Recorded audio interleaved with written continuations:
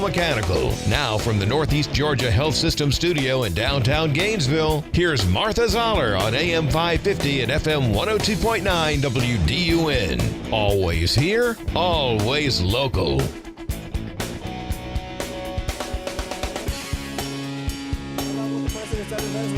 Let me be very clear. There is no rift in the Republican Party. Yes, there are some folks like Marjorie Taylor Greene and Thomas Massie who are quite skeptical of this.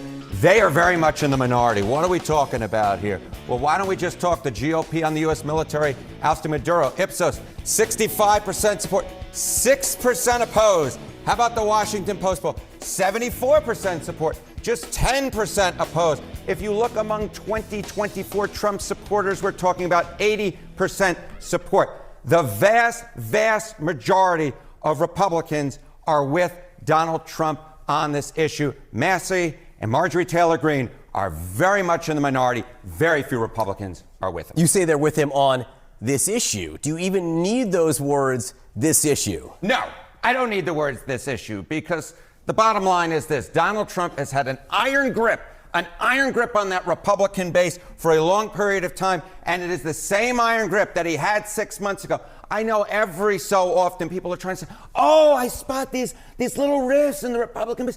They're finally starting to break. They're starting to break from Donald Trump. It ain't happening, at least when it comes to the approval rating. Look at it. Is the Martha Zoller Show, and there's a couple of issues coming up here. We're in this rapid fire kind of thing that we are in related to issues right now. And welcome to the program. We're so glad you're here. We hope you join us on the phones at 770-535-2911. We've got another foggy day where the temperature's changing, so we've got a lot of kind of condensation on the windows here on our studio right here on the square. We'd love for you to come by and wave at us. We'd love for that to happen. Got a great show planned for you today.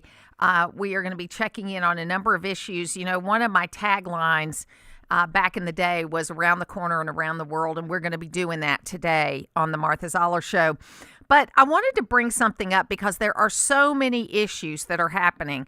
We've got Iran that has got protests in the streets. The law enforcement folks are not clamping down on these. They are, in fact, joining the protesters, and the crowds are getting bigger and bigger and bigger, calling for an end to the theocracy and calling for the Shah to be reinstalled. And there is a son of the Shah of Iran that has been living in exile ever since the country fell in 1979.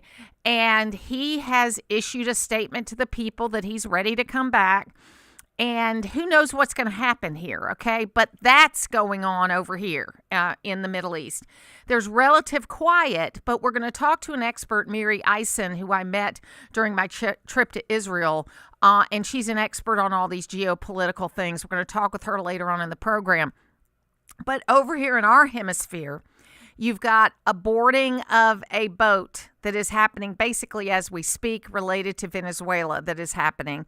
You've got the government that's in place is not exactly doing what we want them to do. They are cracking down on the people in Venezuela. So the protests of being so happy Maduro is gone have been clamped down on somewhat in Venezuela. And this is changing by the moment, but this is what's happening. And other protests are being in favor of Maduro, but they're kind of these rent-a-protests, kind of like what we're seeing here in the United States. So we've got now a projection. There's a big meeting that's going to happen on Friday between the oil companies and the energy secretary. And the estimate is going to take between 6 and 18 months to restore the infrastructure for oil in Venezuela. And it's the reason is that they have just been running the equipment even when it's broken. And what I mean by that is, say you have, and I'm just using this example to make it simple, you got 10 pumps, 2 of them aren't working. They're not fixing the 2 that's not working. They're still running on the 8. Then you might go to 6, 4, whatever, but they've gone to about 10% production of what they've been doing because they have so much broken equipment. And because they've let this equipment go to inoperability, where it's kind of like if you're driving along and you haven't gotten your oil changed, you can keep driving. But at some point in time, your car's going to seize up and you're not going to be able to go anywhere anymore. So that's what's happened with these oil fields and these oil production facilities in Venezuela. So it's going to be anywhere from 6 to 18 months before these can be back online. It just depends on how extensive everything is as far as the damage is concerned. Then back here at home, we've got another looming government shutdown at the end of January. The big sticking point is the subsidies for Obamacare. And what has happened is a bill's been passed on the House side to adjust the ACA, but with nothing about the subsidies for the premiums. And Chuck Schumer has said that he is not going to do any negotiating. And you got to have 6 or 7 Democrat senators, and I don't know if we have enough of those that are mavericks, if you want to know the truth. But he's not going to do any negotiating if we don't loosen up or get rid of the Hyde Amendment. The Hyde Amendment is the amendment that does not allow federal dollars to be spent on abortions. And herein lies the problem for social conservatives, because the Hyde Amendment is kind of like the hill we're going to die on as far as social conservatives are concerned. And because we don't believe federal dollars should be spent on abortions. And here is the kind of crazy thing. Everybody was concerned about Robert F. Kennedy being the HHS secretary, everybody in the pro-life community, because he is pro-choice. He is pro-choice up until birth, and he is radical on this issue. He doesn't represent even 20% of the point of view on abortion. But we were willing to go with him. We were willing to do all of this. But he is pushing the president, and the president said yesterday when he spoke to the Republican caucus, you've got to be a little flexible on Hyde. Now, that's a red flag to social conservatives who are pro-life. You've got to be a little flexible on Hyde. J.D. Vance back in 2022 said, if you're not willing to stand up to the left on abortion, you can't be trusted on anything else. That's what J.D. Vance said in 2022. Now, the Hyde Amendment is named for the late pro-life Congressman Henry Hyde. It's language that prohibits taxpayer funding on abortion, except in cases of rape, incest, and life of the mother. There's no flexibility on the Hyde Amendment, in my view. You either support taxpayer-funded abortions or you don't. And I do not support taxpayer-funded abortions. Now, Chuck Schumer says that to get a deal, we have got to give up the Hyde Amendment. What Trump is saying, you've got to be flexible on the Hyde Amendment. In my view, saying you have exceptions for rape, incest, and life of the mother, that is being flexible on the Hyde Amendment. So we've got this situation that is about to be a battle. And you probably heard it here first, but I think it's important that we talk about this. So here's the thing that is what a lot of pro-life people are saying, which I am one. This Secretary of Health and Human Services wants to give government welfare dollars to Americans, but restrict them from buying soft drinks and junk food. But he doesn't want to restrict federal dollars being used for abortions. And to me, those two things don't go together. So the pro-life movement would give Republicans a pass who claimed they were pro-abortion but supported the Hyde Amendment. So you could be pro-abortion, but if you supported the Hyde Amendment, which meant no federal dollars would go for abortions, then a lot of pro-life people would accept you if you were right on the other issues. So bottom line is we can't give up on this one. We can't give up on this one. This is the hill we need to die on if you're a pro-life person. And because it's not an unreasonable restriction. It is saying you can spend your own dollars on abortions if they are legal. What it is saying is that you cannot spend my federal tax dollars, of which over 50% of us are opposed to abortion. You cannot do that. So, we've got that going on. And I think this is a big issue. It's going to blow up, folks. It's going to blow up. And then the other thing is Marco Rubio is telling Congress that the president wants to buy Greenland with money coming from where? Okay? So I just think, again, he's doing what he did at the beginning of last year, where he is putting a lot of different issues out there. And I'm not even 100% sure he really means he wants to be flexible on the Hyde Amendment. But as a pro-life person, that gets my antenna up. We'll take a break. When it comes to where you get your news, what's important to you? I want to hear news that doesn't take sides. I want to hear clear reporting that's easy to understand. Always here with the news you need. AM 550 and FM 102.9 WDUN. Looking for real farm fresh meat? At Potts Family Meats, we bring you beef the way it's meant to be. Raised locally, cut fresh, and packed with the quality only a family operation can deliver. From thick, juicy steaks to tender roast and the freshest ground beef in town, Potts Family Meats brings the farm straight to your table. No shortcuts, no long-distance shipping, just honest, homegrown beef you can trust. Stop in today and taste the difference or shop online at pottsbrosfarm.com to schedule your delivery. Potts Family Meats, farm fresh, family proud, always local. You already know Gainesville Mechanical for their award-winning HVAC service, but did you know they handle plumbing too? Because plumbing problems never happen at a good time, you need a trusted, experienced team there when they do. From small leaks to major repairs, Gainesville Mechanical is here for you with 24/7 no overtime rates through their customer assurance maintenance plan. Proud to be named Best of Hall for HVAC and plumbing, Gainesville Mechanical and Bryant, doing whatever it takes to keep North Georgia cool since 1989. Some car dealers want to sell you a car. At Hardy Chevrolet, we'd rather help you find the vehicle that's right for you. This is Mike Cormier. We call it the Hardy Chevrolet difference. Since you're the one who will be in the driver's seat of that new Chevy, we think you should be in the driver's seat when it comes to making the selection. It's like Charles Hardy always said, we love you and we need you. Together, let's drive. At Hardy Chevrolet, Browns Bridge Road in Gainesville, online at hardychevrolet.com.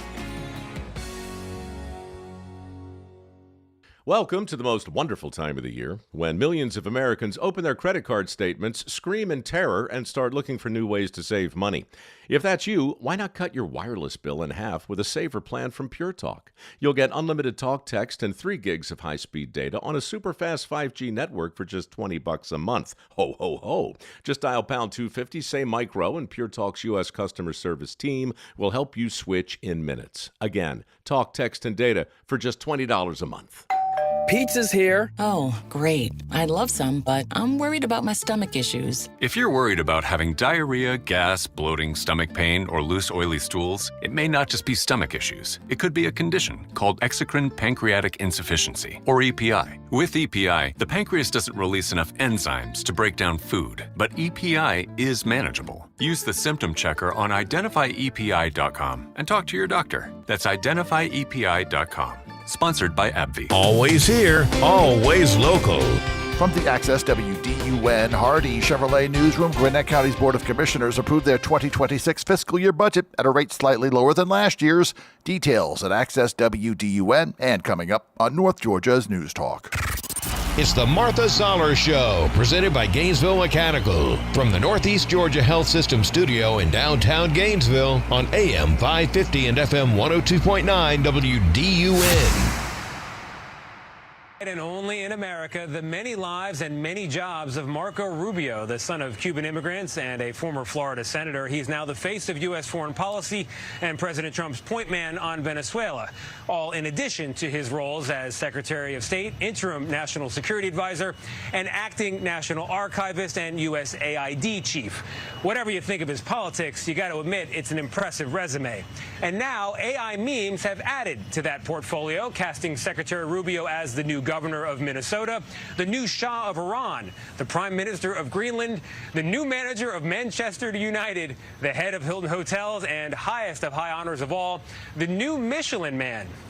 Now, back in real life, of course, these memes may not add up to much, but for Rubio's hometown fans, which are many around here in Miami, it is a sign of how Florida, once an American punchline, has become a leader on the world stage. Marco Rubio, we salute you. You're the ultimate Florida man. So it is the Martha Zoller Show, and that's the new anchor of CBS News, kind of traveling around the country talking about different issues and trying to get the CBS newscast, the evening news, kind of out of the doldrums, which is where it's been. It's been in third place. And really, what's sad about that is CBS News and, they were kind of the most storied. They had the best war correspondents. They had the best anchors. And beginning with Dan Rather, who really was not Walter Cronkite. And Walter Cronkite was a liberal, no doubt about it. They all came out of that sort of liberal way of thinking, that upper Midwest liberal way of thinking. Dan Rather was from Texas. He was a liberal. He was very liberal. And he brought shame upon CBS News by faking the National Guard scandal related to George W. Bush. And he faked the documents because he thought it was true, so he created the documents to make it look like it was true. And how he got caught was that he used a font. This is something that, is very 2000. He used a font that was not available in 1967 or 66, whenever this was supposed to happen, when he created the fake letter saying that George W. Bush had gone AWOL. And so, and that's, that is kind of the beginning of the end. Then they brought Katie Couric in for a period of time to be the anchor, and she didn't have what it took.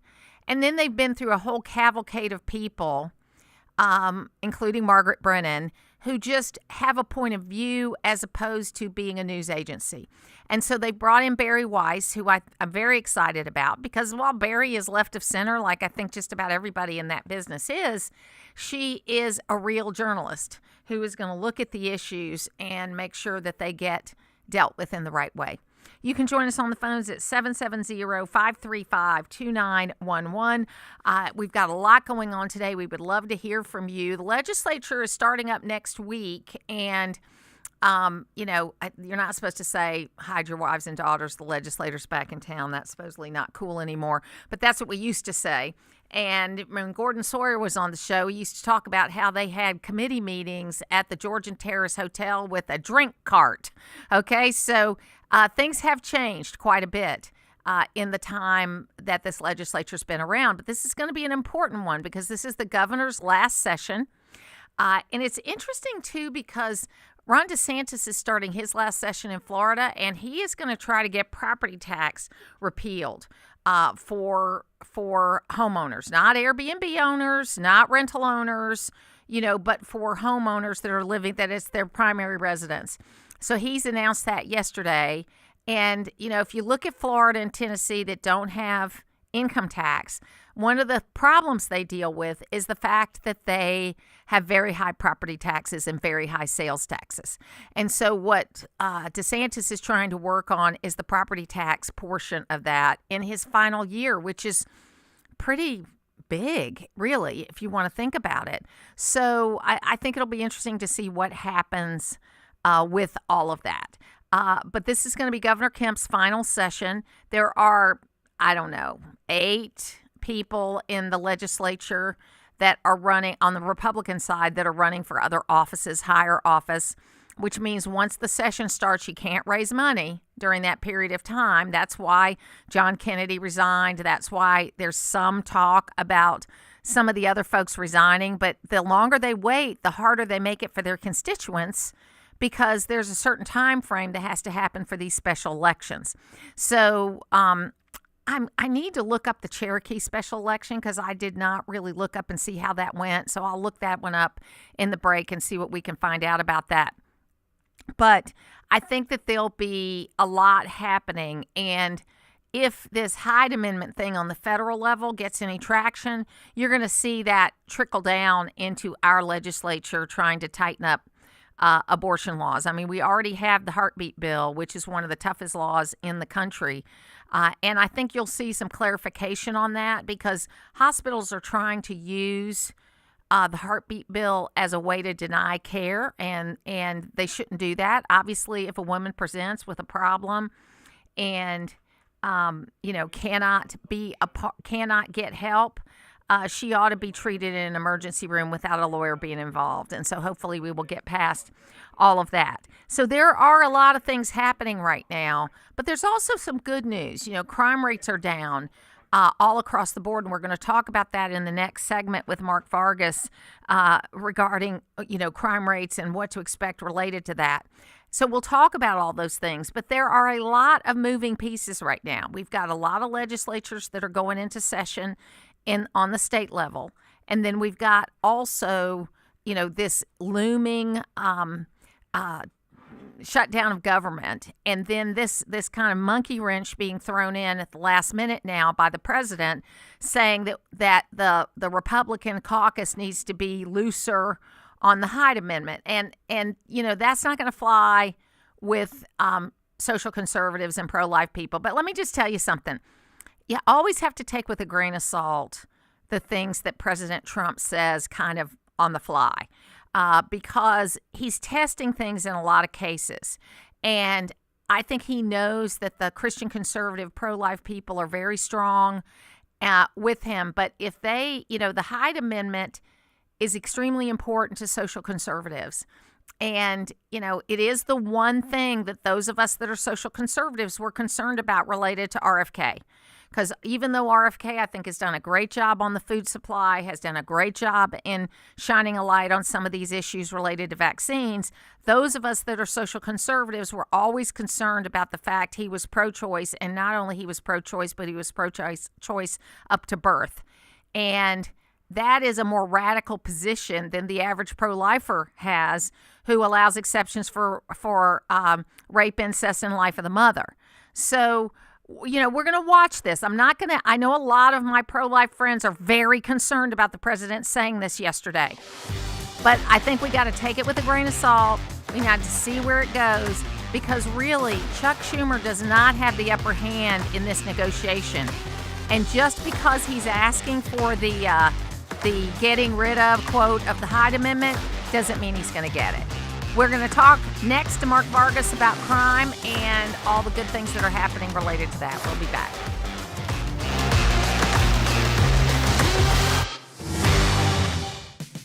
It's bad enough you get wet when your roof leaks, so don't get soaked when it comes to getting it repaired. This is Chris Earls at Georgia Select Roofing, where we have outstanding Google reviews and an A+ BBB rating, because we know roofing and customer service. If it's a new roof, a roof repair, or gutters and downspouts, estimates are free and we offer financing. See us online at georgiaselectroofing.com or call me at 678-316-6899. At Georgia Select Roofing, we have you covered. Have you been driving 25 in a 55-mile-per-hour zone? Are your passengers concerned about your vision? Don't let glare at night or in the rain slow you down. Hi, this is Kim.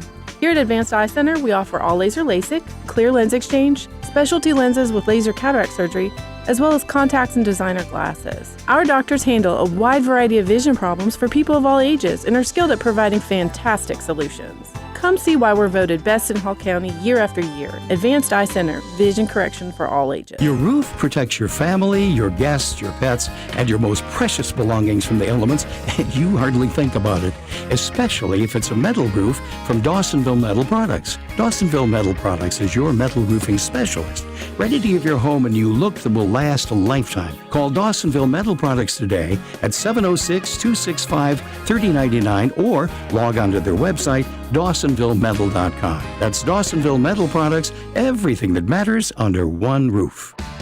Sunday's all about football as NFL wildcard coverage continues. Wide open, it's caught. 10 to the 5, into the end zone. We start with Bills and Jaguars at 1, followed by the 49ers and the Eagles with the Chargers and Patriots in the nightcap. Spend your Sunday with the NFL on North Georgia's Super Bowl station.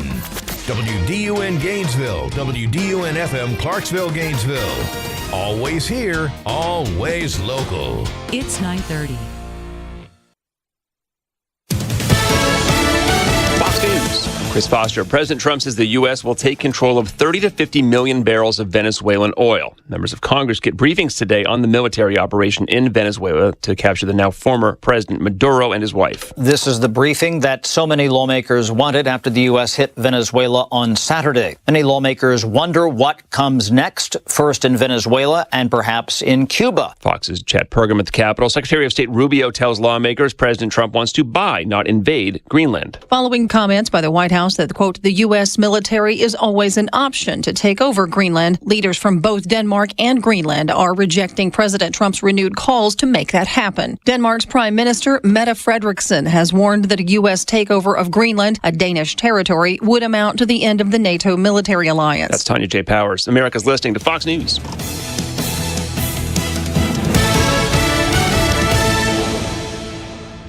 Always here, always local. From the Access WDUN Hardy Chevrolet Newsroom, I'm Steve Winslow, and the GBI has arrested a major within the Towns County Sheriff's Office for theft allegations. WDUN's William Daughtry reports. The GBI reports that they have charged John McCoy with theft by deception, violation of oath of office, and 3 counts of false statements and writings. In July of last year, a noted Judicial Circuit Superior Court Judge, Joy Parks, requested the GBI to investigate a theft allegation within the Accountability Court program.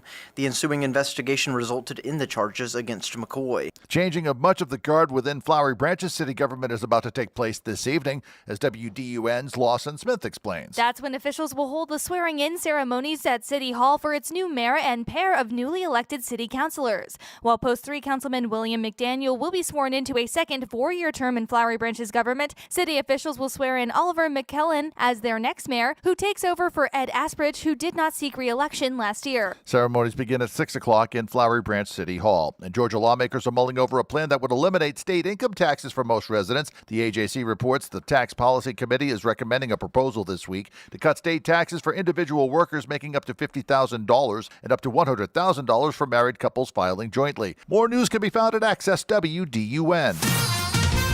Now here's your Access WDUN weather forecast. Good Wednesday morning, North Georgia. Mostly cloudy skies, becoming partially clear, but we're dealing with mist and reduced visibilities at times. Low 70s for highs today. We'll have a few clouds tonight with lows in the upper 40s by early Thursday. From the Access WDUN Weather Center, I'm meteorologist Holly Strano. In Cornelia, 53 degrees. Lawrenceville with 56, and in Gainesville, 55. From North Georgia's News Talk, AM 550 and FM 102.9 WDUN. Did you know that one of Georgia's 9 regional food banks is located right here in Hall County? The Georgia Mountain Food Bank collects and warehouses donated food and distributes it to more than 65 feeding partners and meal serve sites across our 5-county service area of Hall, Dawson, Lumpkin, Union, and Forsyth counties. Learn more about our mission and how you can make sure that people in our community have the food they need to thrive. Visit gmfb.org. Todd Starnes here for the folks at Extreme Clean Auto Spa, where keeping your car clean is easy and affordable. Extreme Clean keeps your car looking great with the touch-free car wash at their Brownsbridge Road location. Plus, they make it affordable with monthly memberships for less than the price of 2 washes, and it's good for 1 wash per day. Now, that's what I call a great value. So keep your car clean without cleaning out your wallet. Visit Extreme Clean on Brownsbridge Road and just off White Sulphur Road in Gainesville. Veteran owned and operated. It's Extreme Clean Auto Spa. Use the Access WDUN talk and text line, presented by M&R Rental at 770-535-2911, and be part of the conversation. From the Northeast Georgia Health System studio in downtown Gainesville, it's the Martha Zoller Show on AM 550 and FM 102.9 WDUN. He got a bounty on his head, and the Biden administration had a bounty on his head, and then another $50 million bounty on his head. 15 to 25 to 50. Once you got his, that's not something to be complaining about, because everybody was in on it. Everybody was cool with it. If you're cool with the bounty, you got to be cool with the capture. And not an American soldier died, not one. Not an American citizen got harmed, not one.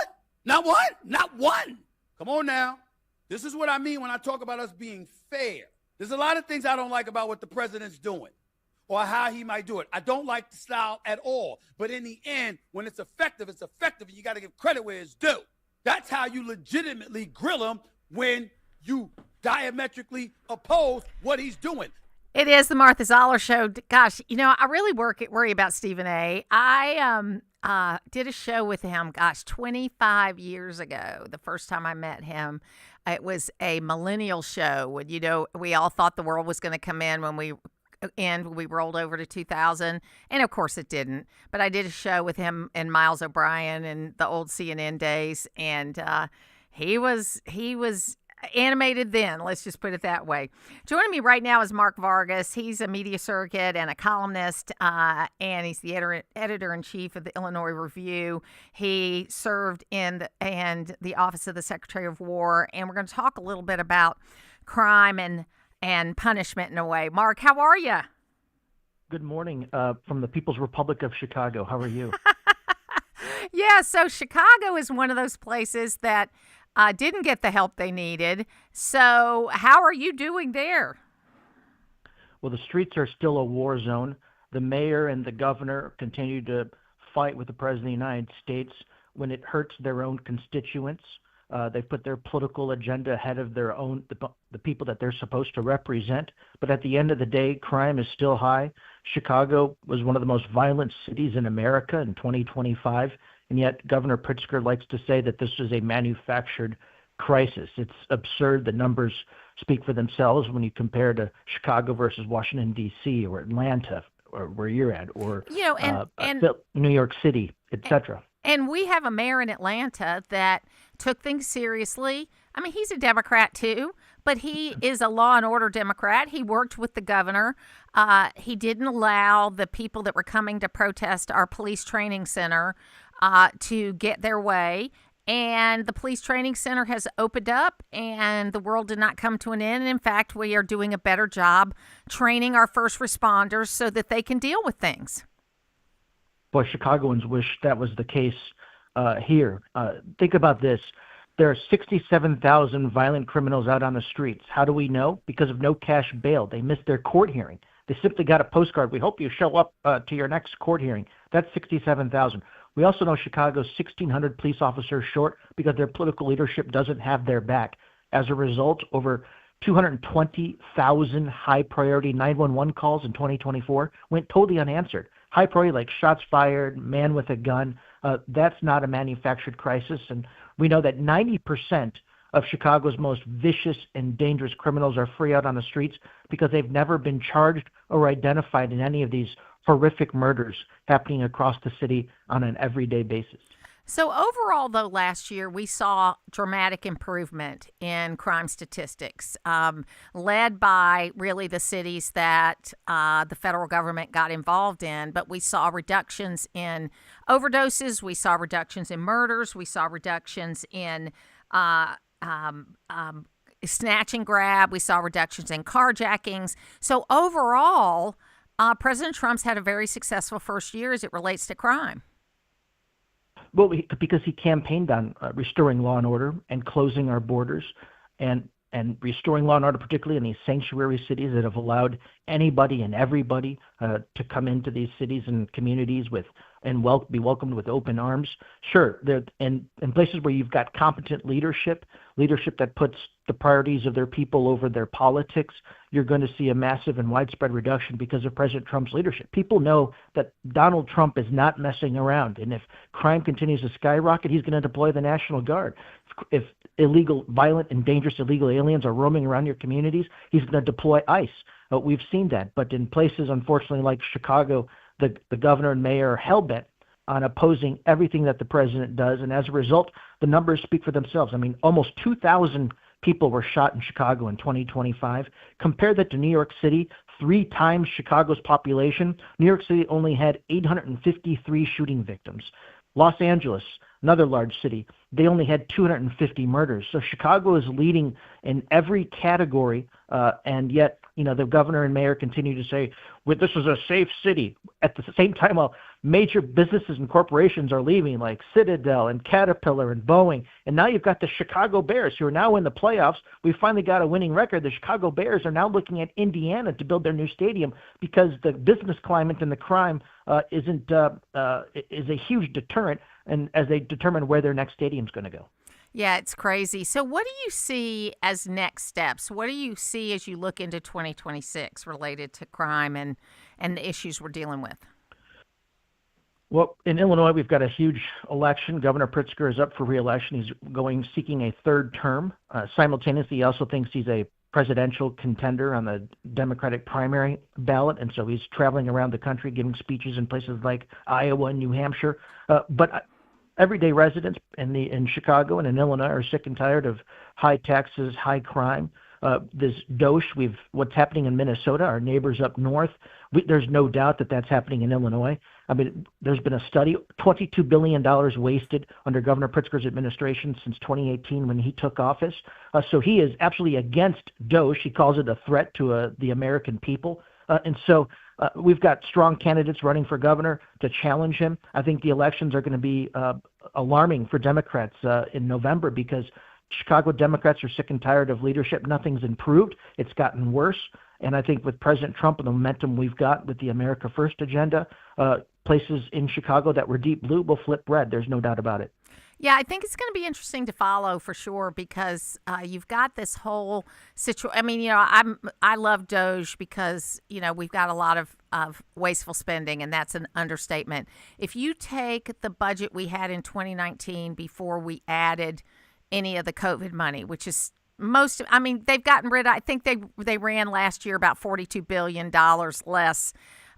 Which is, even though that's progress, that's still a rounding error when you're talking about the size of budget that we have. And so we've got this situation where if you took the 2019 budget, I don't often agree with Rand Paul, but this is Rand Paul's idea, so I don't want to steal it. You take the 2019 budget, you adjust it for inflation, which brings it up to about $5.4 trillion. And the 2019 budget was $1 trillion deficit, by the way. So it's not like it was a cheap budget.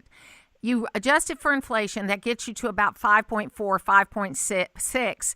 You get maybe add a couple of $100 billion more in defense or in some other areas that you need it. And you basically you're within $200 billion of balancing the budget, which we haven't been there in 15 years. We haven't been that close in 15 years. So there is a way to do this. If you take out this, we put in so much money at COVID, Mark, that never came out, and then they just kept spending it. And that's what led to this corruption you're seeing in Minneapolis and other places, is the money was just sitting there.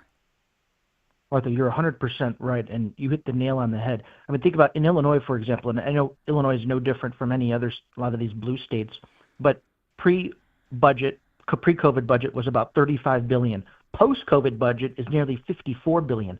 Revenues haven't increased. Revenues have decreased. And so that's why Illinois remains one of the highest taxed, the highest taxed state in the nation, because we've got that huge deficit because of all the COVID money flowing in and flowing out, and we had no accountability, or there was zero transparency on all of that. We know because of watchdog groups and audits that over $21 billion was wasted by Governor Pritzker right after COVID and the 2 years after COVID. We know that. And so that's why it's important to look under the hood and figure out what's going on. And these are ideas that are not Republican or Democrat. These are nonpartisan ideas about transparency. Everyday Americans know where all of their money goes within their household.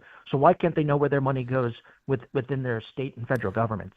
We're talking to Mark Vargas about safety and crime, but also about budgets because they all work together. And what's interesting is the no tax on tips went into effect on January the 1st. And several states said they were not going to implement it, all blue states. New York was one of them, and they got such a pushback that the governor of New York backed off, and she is going to implement no tax on tips. But your state, Illinois, is one of those states that says they're not going to honor the no tax on tips.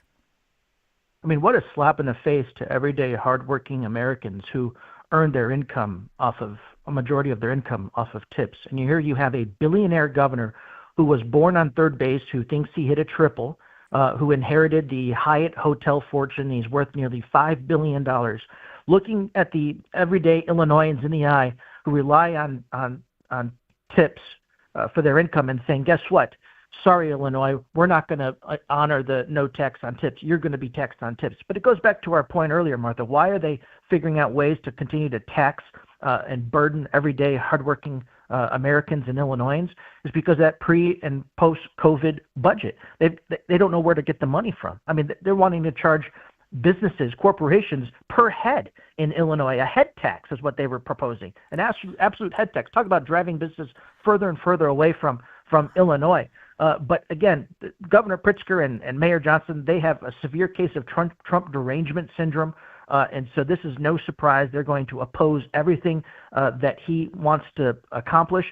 Even if it destroys and hurts everyday hardworking Americans. Well, and we've got to keep pushing this transparency, because the dirty little secret, and I live in a red state who I love. I love Governor Kemp. I love the work he's doing. I think he's doing a great job managing our budget. But for our $30-some billion budget, which is like everywhere else a lot higher than it was before COVID, there's about that much that we get in federal spending that's not shown in the budget that we pass. And the dirty little secret among red states and blue states, Mark, we got to tell the truth, is they really don't want the federal government to be fiscally conservative because they're afraid it'll be less money for them. Well, that's exactly right. I mean, it's always been a feeding frenzy, and that's why it's so important that President Trump was elected and came into office and brought in DOGE, because for the first time, Americans are finally understanding where their tax dollars were going. Nobody had a clue that their money was going to Rwanda. Right? They had no idea that their money was going to dictators overseas. They had no idea that they were propping up USAID to make sure that government contractors bought bigger homes and bigger boats. They didn't know any of this stuff and all of the waste, fraud, and abuse. This was only uncovered because of Donald Trump, and that's why the establishment and the Uniparty, they were so opposed to President Trump's election, because they knew that he was going to flip the cans upside down and shine light, put sunlight as a disinfectant. He was going to shine a light on where your taxpayer money is going. And as a result, you've got now candidates in blue states that are now proposing the same thing. Let's create a DOGE in Illinois, or a DOGE in California, or a DOGE in Iowa. And it's going to work, and it's going to transform politics in America because of President Trump's leadership. Mark Vargas, great to talk to you today. Thank you so much for being with me today. My honor. Thank you. Thank you. And want to let you folks know that in State House District 23 runoff, the Republican won Bill Fincher 71% to 28%. So the Republican won. You got the vote out. Great job. We'll be back. Everyone wants to live a rich life, especially in retirement. Join Rich Life advisor Bo Henderson for the Rich Life Retirement Show, where the math shows you the path. Sundays at 12:35 on WDUN. Some car dealers want to sell you a car. At Hardy Chevrolet, we'd rather help you find the vehicle that's right for you. This is Mike Cormier. We call it the Hardy Chevrolet difference. Since you're the one who will be in the driver's seat of that new Chevy, we think you should be in the driver's seat when it comes to making the selection. It's like Charles Hardy always said, we love you and we need you. Together, let's drive. At Hardy Chevrolet, Browns Bridge Road in Gainesville, online at hardychevrolet.com. Hey folks, Todd Starnes here. When it comes to keeping pests out of your home, Mark Turner at Select Pest Control has it figured out. As the name implies, you get to select whether you want their professional team to take care of those pesky pests, or if you'd rather do it yourself, visit their retail store on Browns Bridge Road in Gainesville. Since 1993, Mark and his great staff have offered professional service, products, and advice to North Georgia. Visit them online at selectpest.net, or better yet, stop by Select Pest Control today and tell them Todd sent you. For over 40 years, Eagle Ranch has helped thousands of children and families find healing and renewal. My name is John Shackelford, and I'm the Executive Director of Eagle Ranch. In 2021, our family felt a clear call to leave our life in Atlanta and come to steward the incredible legacy of the ranch into the future. The ranch continues to come alongside children and families through therapy, practical guidance, and resources, all anchored in the love of Christ.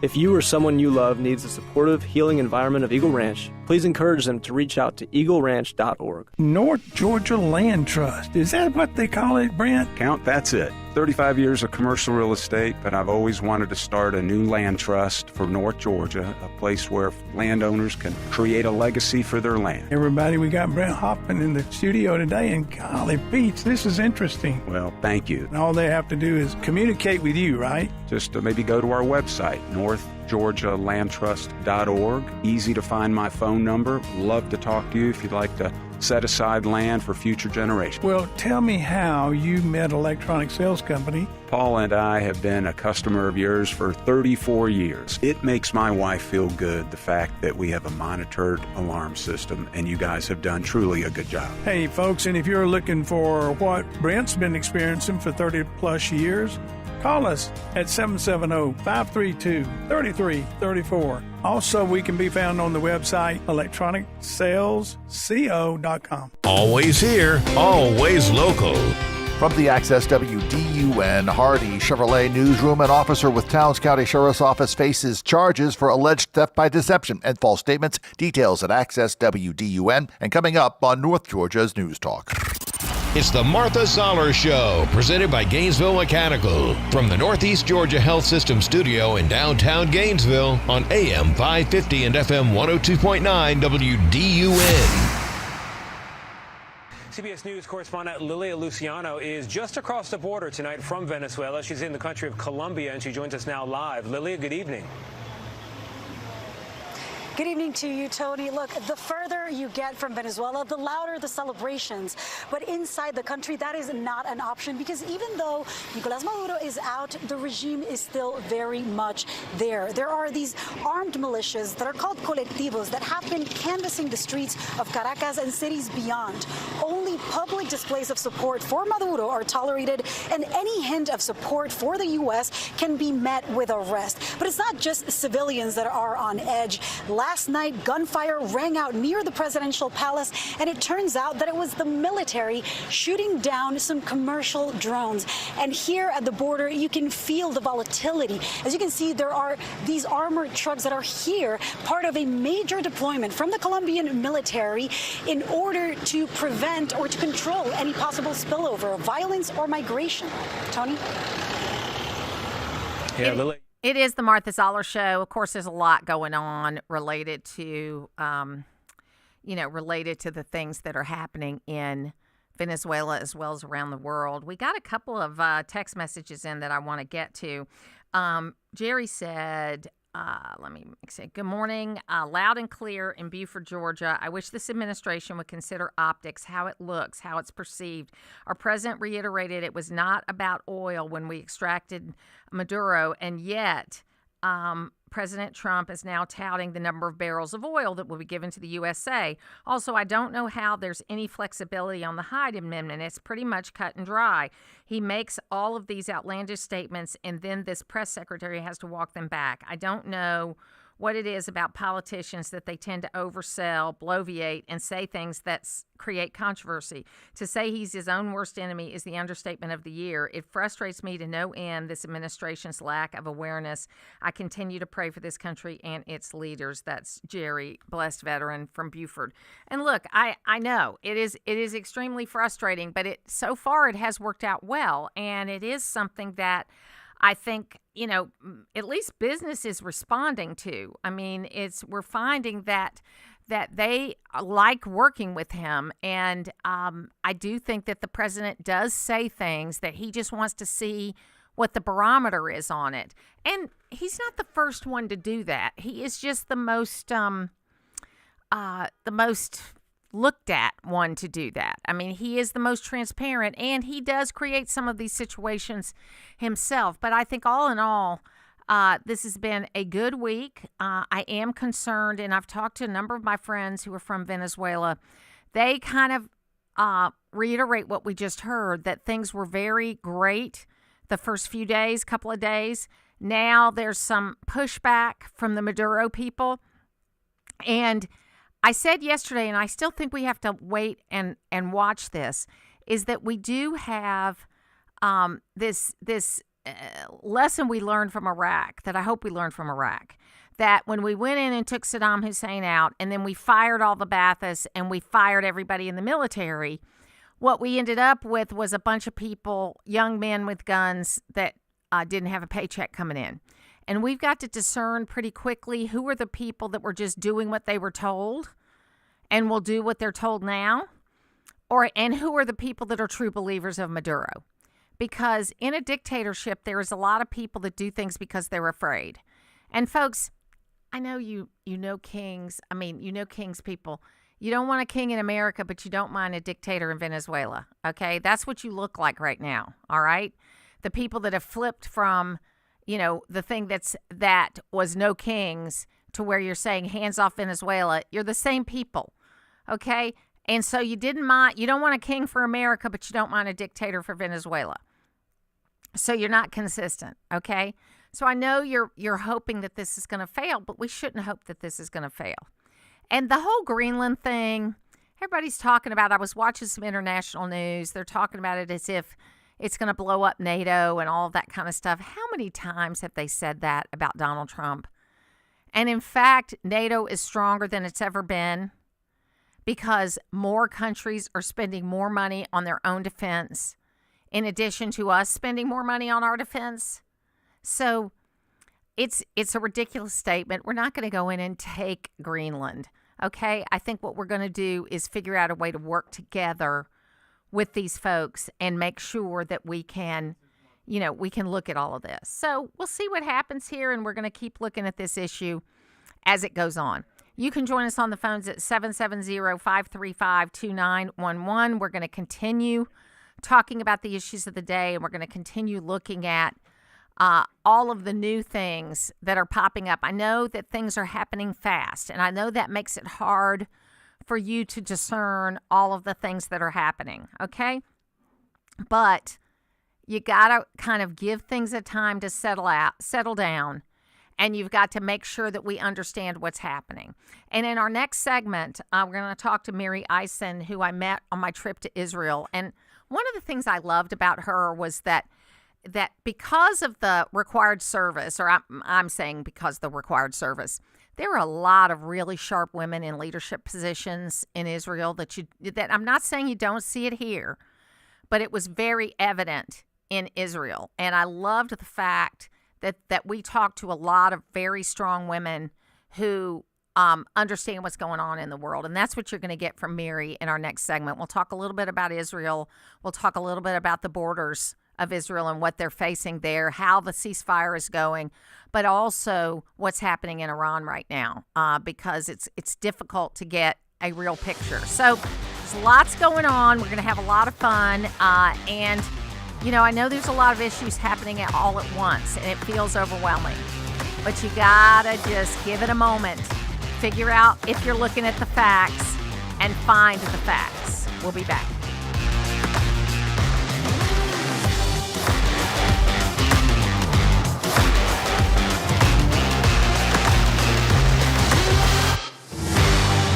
You've got meals to plan, children to ferry from practice to ball games, shopping and dusting, and good grief. Give yourself a break and take your laundry to Townview Coin Laundry. Take your comforters, quilts, blankets, and mattress covers. They'll wash, dry, and fold your laundry, or you can use their industrial-sized machines. Townview Coin Laundry saves wear and tear on your washer and dryer and on you, too. Get the stains out at Townview Coin Laundry at the corner of Bradford Street and College Avenue in downtown Gainesville, open from 6 a.m. to 9 p.m. As a mom, comforting my family is what I do best. Vicks Vapor Stick provides soothing, non-medicated Vicks vapors in an easy-to-apply stick, and it dries fast, so there's no mess. I use it to comfort myself and my family. Thanks, Mom. Vicks Vapo Stick, soothing comfort for the whole family. And try Vicks Vapo Shower Max for steamy Vicks Vapors when you need more comfort for yourself. Use as directed. Pizza's here. Oh, great. I'd love some, but I'm worried about my stomach issues. If you're worried about having diarrhea, gas, bloating, stomach pain, or loose, oily stools, it may not just be stomach issues. It could be a condition called exocrine pancreatic insufficiency, or EPI. With EPI, the pancreas doesn't release enough enzymes to break down food, but EPI is manageable. Use the symptom checker on identifyepi.com and talk to your doctor. That's identifyepi.com. Sponsored by AbbVie. WDUN Gainesville, WDUN FM Clarksville, Gainesville. Always here, always local. It's 10 o'clock. This is a Fox News alert. The U.S. military takes action again, this time at sea. I'm Dave Anthony, seizing not one, but two oil tankers. We're just learning that before dawn, U.S. forces took control of what Southern Command posted on X was a stateless, sanctioned dark fleet vessel in the Caribbean. The other tanker was captured by U.S. forces in the North Atlantic. Before Russia could take it, its Navy was getting ready to escort it. The ship, previously known as the Bella One, had been accused of violating American sanctions and shipping Iranian oil. The ship has also transported Venezuelan oil in the past, but is reporting to be empty right now. Photos showing a U.S. Army Little Bird helicopter with a boarding party on the skids have been seen abeam of the tanker. Little Birds are flown by the U.S. military's elite 160th Special Operations Aviation Regiment, known as the Night Stalkers. This is the same unit that flew into Venezuela to grab Nicolas Maduro and his wife last weekend. That's Fox's Lucas Tomlinson. And right about now, the Secretaries of War and State will brief the full Senate in private on that operation, and then the House will get its own briefing. Republican Congressman Dan Crenshaw tells Fox that capturing Nicolas Maduro is good for Venezuela since he was an illegitimate leader. So the legality issue will be first and foremost to convince members that indeed this was done properly and by the book. It should also be noted this is not an occupation. There are no U.S. troops on the ground. President Trump plans to meet Friday with oil company executives. He posted on Truth Social Venezuela will send to the U.S. 30 to 50 million barrels of oil that will be sold at market price. 1 year ago, big story was the massive wildfire disaster in the Los Angeles area. Now Fox's William Lajeunesse reports from Pacific Palisades. You can hear the construction crews, you can smell the lumber, you can see hundreds of houses rising from the ashes, but for many fire victims, they remain bitter, angry, they're displaced, they're in debt, and they still want to know how this could have happened at this scale. America's listening to Fox News. Always here, always local. From the Access WDUN Hardy Chevrolet Newsroom, I'm Steve Winslow, and the city of Gainesville officially has a new mayor. Zach Thompson was sworn into office Tuesday night. Thompson previously served as the city's Ward 2 councilman, and Thompson is Gainesville's third elected mayor in the city's history. I've been in public service for almost 10 years, and I've loved almost every minute of it. It's been a journey. I think Gainesville's come a long way in the past 10 years, and I really look forward to seeing, where it's going to end up. Thompson was elected to the seat after previous mayor Sam Kuvion did not seek re-election. The city of Cleveland in White County has taken another step towards a new municipal complex. Cleveland City Council voted Monday night to purchase a building and property on Cantrell Street off of Helen Highway for a price tag not to exceed $1.8 million.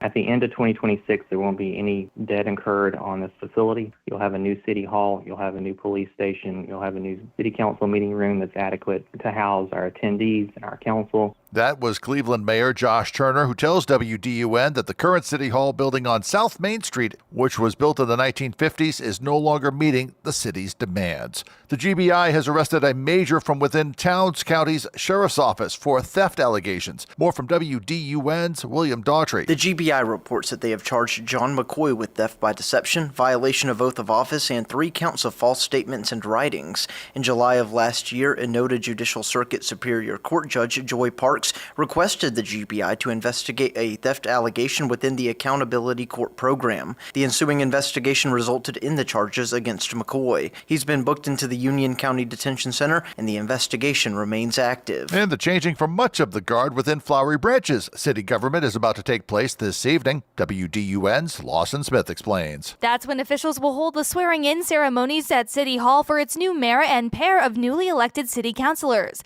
While Post 3 Councilman William McDaniel will be sworn into a second 4-year term in Flowery Branch's government, city officials will swear in Oliver McKellen as their next mayor, who takes over for Ed Asprich, who did not seek re-election last year. The swearing-in ceremonies will kick off the Flowery Branch government's agenda for their meeting at 6 tonight at City Hall. More news online at Access WDUN.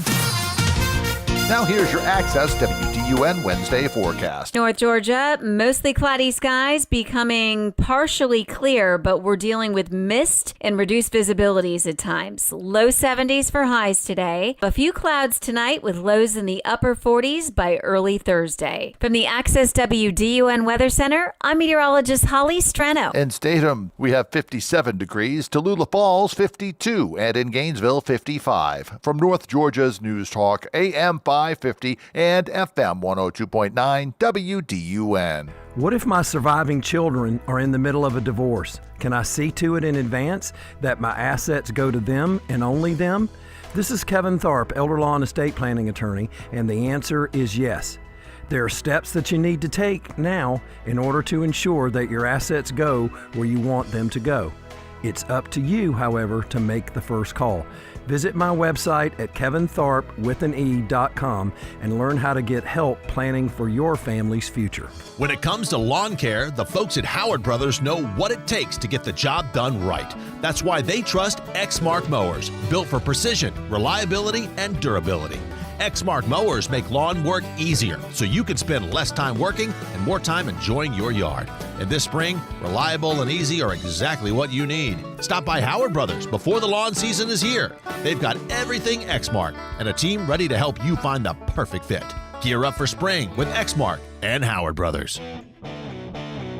Talking about the issues that affect you most. It's the Martha Zoller Show, presented by Gainesville Mechanical. Now from the Northeast Georgia Health System studio in downtown Gainesville, here's Martha Zoller on AM 550 and FM 102.9 WDUN. Always here, always local.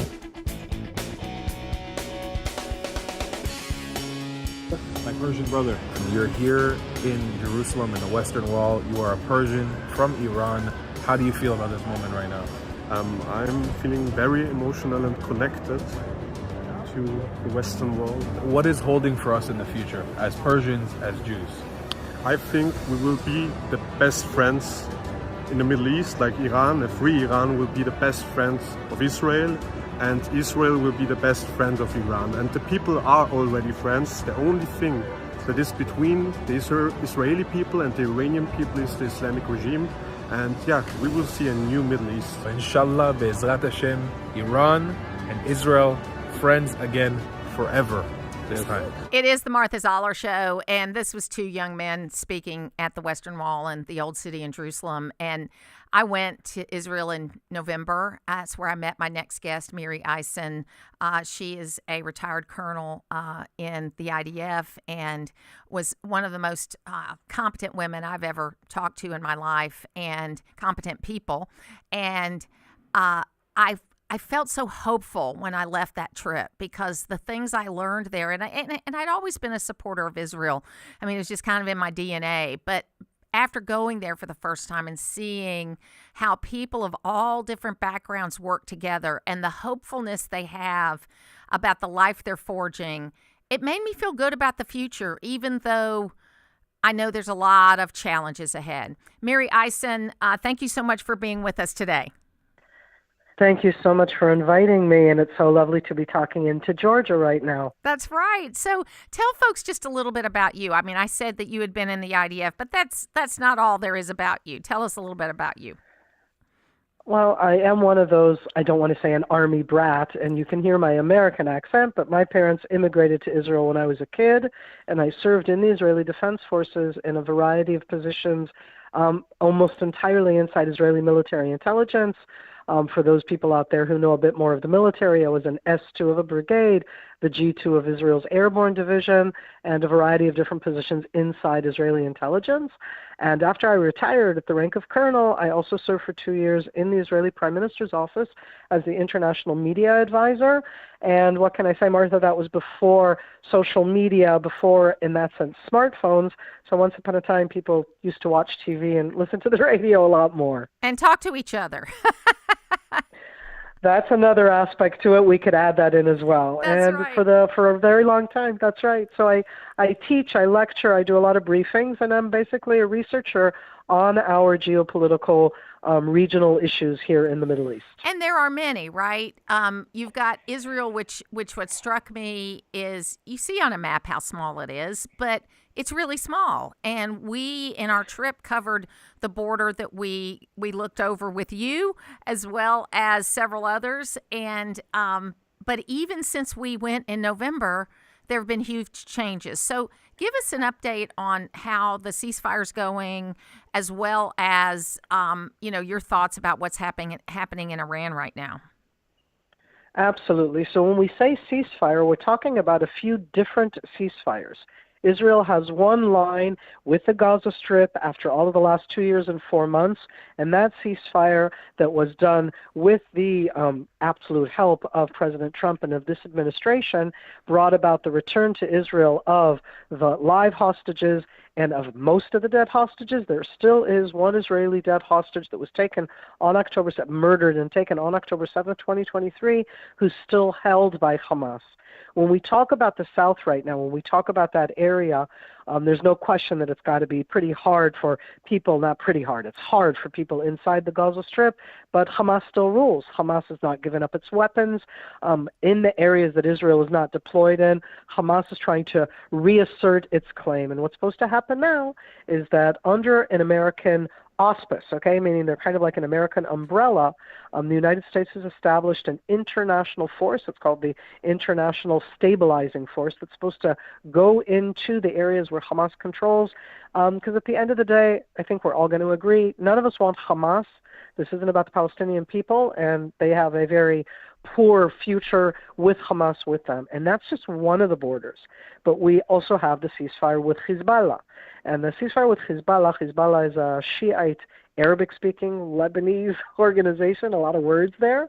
And Hezbollah in Lebanon was heavily attacked, and I would even say decimated by Israel in 2024. And we now are at the beginning of 2026.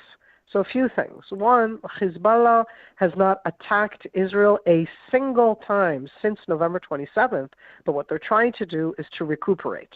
The Islamic regime of Iran that you mentioned is trying to rearm them, but there's a whole new arena. The new Syrian regime under Ahmed al-Shara, who was hosted by the president in the United States in November of this year, colorful figure that we could talk about for a while.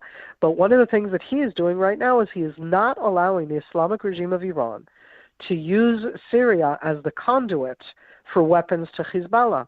That is a huge change in the Middle East. And just yesterday in Paris, and this is also these new first things, there was a meeting between Israeli high-ranking people and Syrian high-ranking people, including the Syrian foreign minister. And that is unheard of. And that was also done under the auspices of the United States in Paris. And that means that for Israel on the northern border, we're in some kind of negotiations with Syria to try to arrive at some kind of a resolution on that border. And inside Lebanon, albeit Hezbollah is totally trying to get back their weapons, to get back their strength, to go back to being the one that defines what happens inside Lebanon, because of the new regime in Syria and because of the new regime in Lebanon, we're really seeing some changes on the ground. And I talked way too much. No, you didn't. You didn't. What I'm looking at in Iran, because ironically, I have an uncle who's passed away now, but he was... he used to always say he was Persian, okay? And he was actually Armenian Persian. And he and his family left Iran during the Armenian genocide and went to India from there.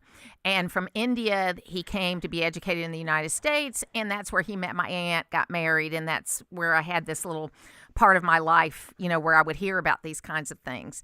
And it was always interesting to me because I meet a lot of people that are Iranian, but they will always refer to themselves as being Persian.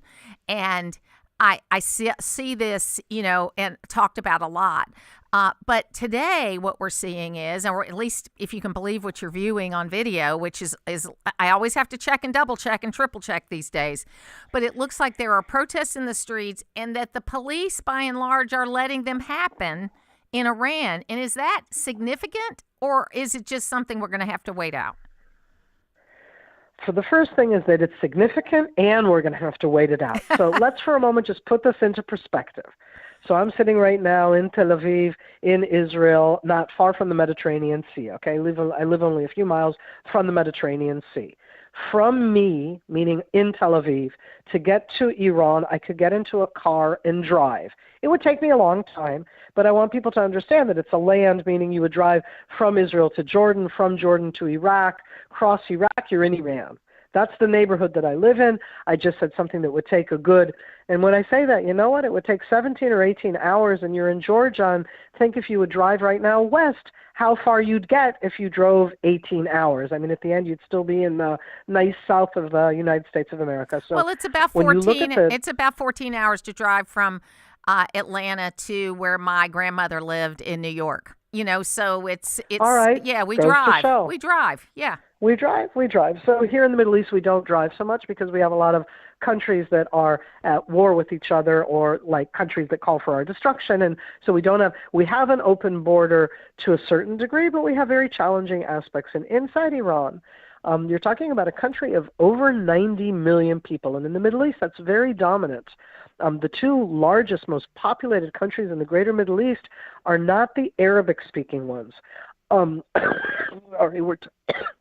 We're talking about Iran, 90 million, Turkey, 90 million, and both of them do not speak Arabic. Iran is Persian, and Turkey is Turkish, and those are different languages, and it's not just a language, it's a culture, and it's different languages and cultures. And in Iran, you had a very developed Persian culture. It's a very ancient culture, and people that were both Muslim, both Sunni and Shiite, because there's a Shiite majority there, but also, like you said, of your uncle, Armenian. There are other religions inside Iran, and what always united all of them is that they were very, very proud of being Persian, of what Persian culture has brought to the world, in poetry and in a lot of different aspects of science. They were very important, the Persians, in the world.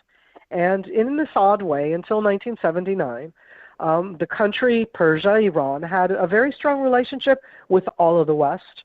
And in the post-revolution period that happened there, when you had people who were trying to go towards democracy, and it was kind of hijacked by the Islamic regime, but at the end of the day, the bulk of Persians are Muslim Shiites.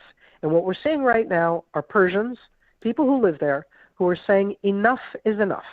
Right now inside Iran, okay, we're in 2026. You can barely get electricity. It's a country of 90 million people. It's a modern country. They don't have the water. They are in a horrific water crisis. And the money of the regime goes in for weapons to attack Israel, to supply Hezbollah, the Houthis, and other proxies. And the people in Iran are saying it. They're saying it in their voice. No to Hezbollah, no to Gaza, because those are the two things that Iran likes to say that they're supporting, and yes to us, invest in us inside Iran. So it is an actual, real movement. Islamic dictatorships are not nice. I'm being very cute right now. They're not going to do nice things to the people who are against them. And it isn't that everybody is against the regime. There's definitely popular support in portions of Iran, but we are seeing all over. It's already in over 50 different cities, including in Tehran, the capital, and other cities. I don't see it as much in the very, what I would call, religious-based cities, but in all of the other areas in and around Iran. And that may bring about a change, but as you said at the beginning, it's dramatic, but I don't expect it to happen quickly. Yes. So I ask everyone that I speak to from Israel where they were on October 7th and what that day was like for them. I woke up from the siren at home Saturday, Tel Aviv, with my husband, who is also a retired colonel, and two out of my three kids. All of them serve in the military, all three of my kids. By the siren, I would say that within 1 hour, I was in my empty house. My husband was doing reserve duty as a colonel for a very long time throughout 2023 and 2024. Daughter, officer, captain in an Israel infantry brigade, Golani, that had horrible, horrible casualties both on October 7th and afterwards. She was often there. My youngest also. I'm just saying everybody was in the military, and I feel like pretty much from October 7th, I sat in front of a screen, talked to every single TV outlet in the world, which is a lot of what I do in that sense, just of trying in some way to convey who we are and what's going on here. And our life has completely changed since then in Israel. And yet here we are. We're still within the 10 countries that have the people who consider themselves happy because we like it here. It's a wonderful country with a lot of warts, pimples, challenges, and problems, but I'd rather be here than anywhere else. Well, I'm a Christian, and I wore from October 7th and still wear today. I wear a different one today because I gave away the one that I wore for 2 years when I was in Israel. But I wore a Star of David with a cross in it, and that was That's amazing. my small way of supporting. I'm 66 years old. I can't I can't go to war, but I can show my support and do what I can do. And when we went to the Nova Festival site, we spoke to the Bedouin police officer who saved hundreds of people from that site. And I felt I was waiting for the moment to say, who should I give this to? And he was the one. So I gave him that and told him the story behind it. And it was such a moving moment. It was the only place we were during that time that we heard rocket fire too, which was very interesting, or not surprising really. But the final thing is we went to visit a kibbutz not far from after we saw you, and I remember walking down from the dining hall when we had eaten, and they had all the pictures of the families that lived there in that kibbutz, and it's on the border with Syria, this particular one. And I thought to myself, this could have easily have been this kibbutz. This could have as easily been these families. And that was one of the most poignant moments of my visit.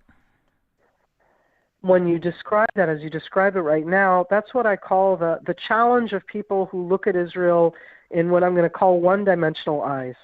On October 7th, and I'm saying this very clearly, we as the military, as the intelligence, as the security establishment, and I say as myself as part of that, we feel that we absolutely failed.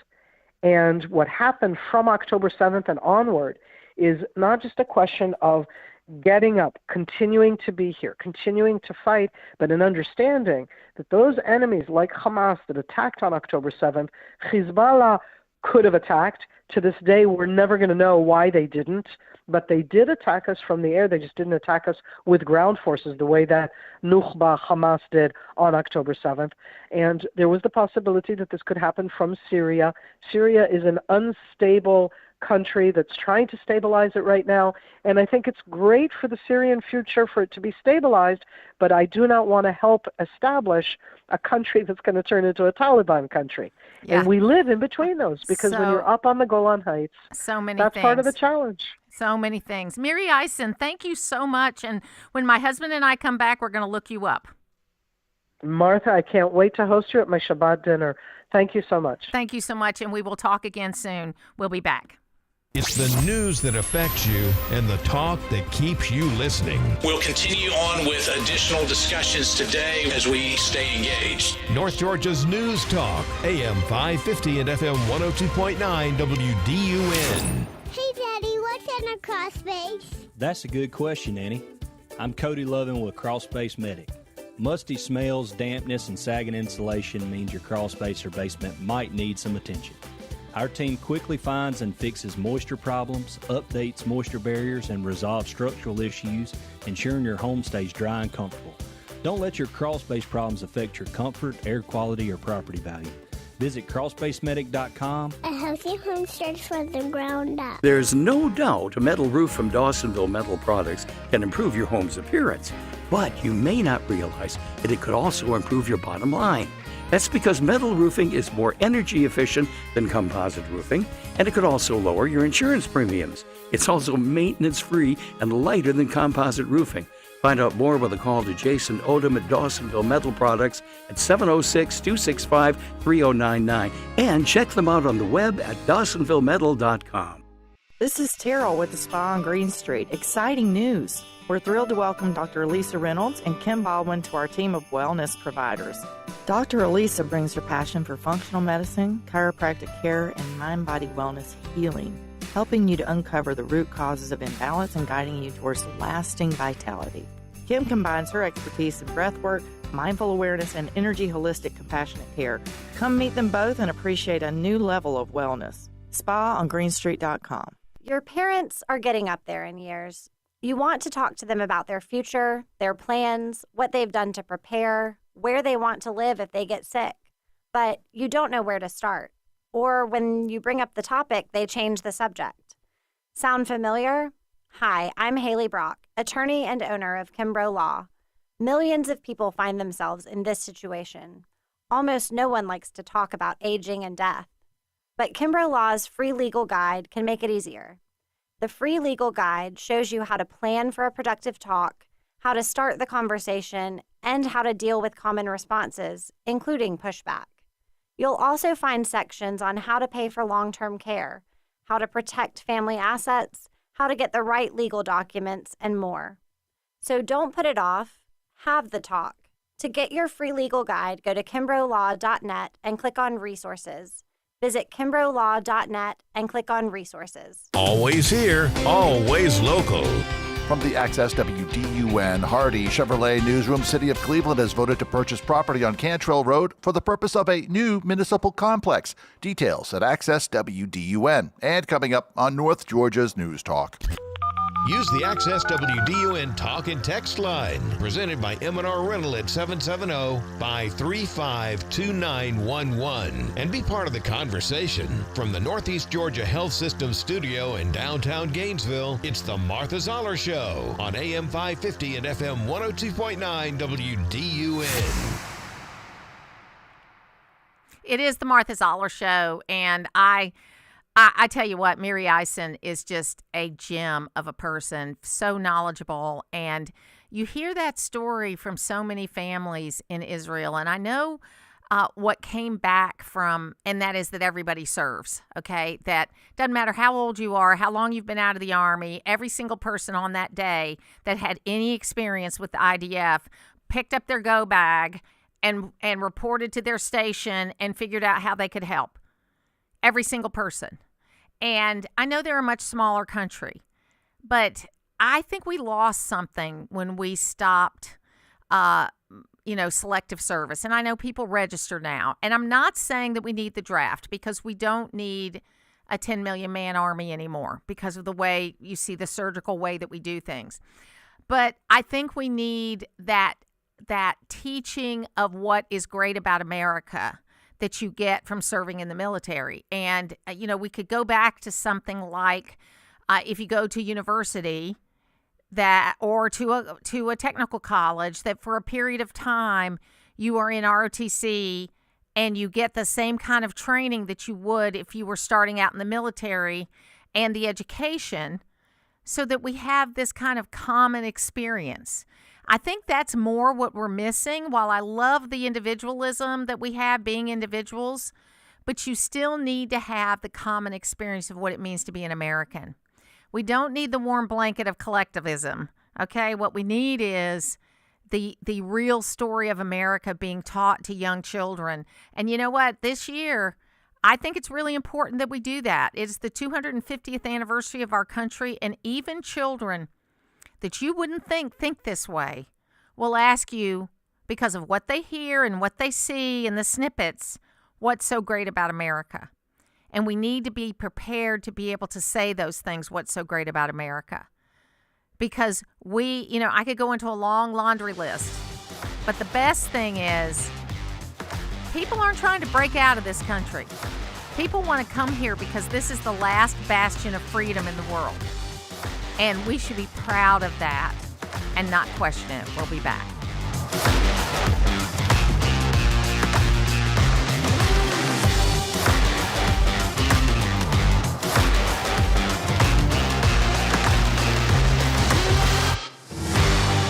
Looking for real farm fresh meat? At Potts Family Meats, we bring you beef the way it's meant to be. Raised locally, cut fresh, and packed with the quality only a family operation can deliver. From thick, juicy steaks to tender roast and the freshest ground beef in town, Potts Family Meats brings the farm straight to your table. No shortcuts, no long-distance shipping, just honest, homegrown beef you can trust. Stop in today and taste the difference, or shop online at pottsbrosfarm.com to schedule your delivery. Potts Family Meats, farm fresh, family proud, always local. Oh, how's that flu, babe? Did you take DayQuil Intense Flu yet? Nah, I got this. Ugh, okay, I don't got this. You stay on the couch, and I'll grab the DayQuil. Undo your flu symptoms with DayQuil Intense Flu. DayQuil Intense Flu provides powerful relief of your flu symptoms. I'm ready for that to-do list. Wow, you do got this. DayQuil Intense Flu. The daytime coughing, aching, fever, under your flu medicine. Use as directed, keep out of reach of children. Hear that? That's Mike. He took ZQL Pure Z's, so now he's sleeping soundly on a Sunday night. ZQL Pure Z's are fast-acting melatonin gummies with a complementary botanical blend to help Mike get the sleep he needs to wake up refreshed and ready to conquer Monday. Let's do this Monday. ZQL Pure Z's, just for sleep. Really great sleep. These statements have not been evaluated by the Food and Drug Administration. These products are not intended to diagnose, treat, cure, or prevent any disease. Use as directed. The regular season's over. Now it's time to deal the wild cards. Winner goes to the playoffs. Loser goes home. The NFL moves into postseason play as the Panthers host the Rams, followed by the Bears hosting the Packers. To the 5, into the end zone! Coverage begins this Saturday at 4 on North Georgia's News Talk. WDUN Gainesville, WDUN FM Clarksville, Gainesville. Always here, always local. It's 10:30. This is a Fox News Alert. I'm CJ Papa. U.S. forces seized 2 oil tankers. Fox's Lucas Tomlinson has more on the ghost ship that was located between Iceland and the British Isles, which had been invading the U.S. military. The ship, previously known as the Bella One, had been accused of violating American sanctions and shipping Iranian oil. The ship has also transported Venezuelan oil in the past, but is reporting to be empty right now. Another tanker on its way to the U.S., escorted by the Coast Guard, that from the Department of War, which says it teamed up with DHS to grab control of a stateless, sanctioned dark fleet tanker that operated in international waters and conducted illicit activities in the Caribbean Sea. House committee digs into the alleged multi-billion-dollar Medicaid fraud in Minnesota, and private employers adding 41,000 jobs in December from the payroll processing firm ADP. America's listening to Fox News.